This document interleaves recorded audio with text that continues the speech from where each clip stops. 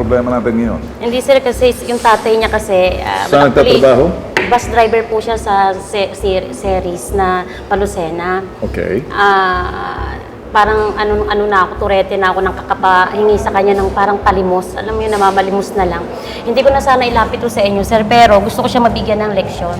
Kasi dinededman niya kami. Noong November 14, humingi ako ng pera. Sabi ko, napasok si Lilay. Dalawang sa motor. Dalawang paa, hindi makalakad. So gusto ko bumili ng gamot. Sabi ko sa kanya, nakabili na ako ng gamot. Ano bang mister mo? Tsaka hiwalay ba kayo? Hiwalay po. Mayroon na siyang sariling pamilya. Ikaw ba nagtatrabaho? Nagtatrabaho po. Pero ngayon po, gusto ko lang sana suporta ng konti. Sana. Kaso lang, matigas ang puso. Ano bang trabaho niya? Tutor po. Nagtututor po sa mga bata. Pero ngayon po kasi hindi na eh. It's Okay, almost ganito. 1 month po. Ganito. Sabi ko, suportahan lang kami kahit konti. Narinig na kita. Nakikita ko. Kayo ba'y kasal na mister? Hindi po. Live-in partner po. Alright.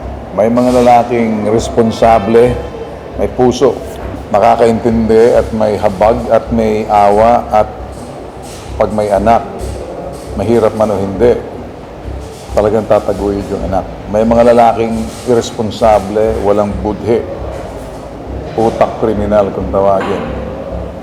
May mga lalaki kang makita na mangangatuwiran pero mamimigay. May mga iba naman, pag anak ang pinag-usapan, wala na maraming satsatan, tatayo agad. Ang importante sa'yo, malaman mo lang kung anong uring mga lalaki. So ngayon, sa akin, lito ka lang. Ayoko yung kalituhan mo niyan mapunta sa galit. Alright? At mapunta sa galit at puot, yung galit at puot na yun magiging dahilan parang masira ang relasyon hanggat mapapalayo siya sa anak mo. May karapatan kang ipaglaban at pagtanggol ang karapatan ng anak mo kahit hindi kayo kasal. Pwede ka namang pumunta sa tanggapan ng mister mo o yung tatay nito na para sabihin sa kanila na hindi ako asawa ng isang empleyado sa inyo pero anak namin to. Kung gusto niyo pa DNA niyo. Di ba?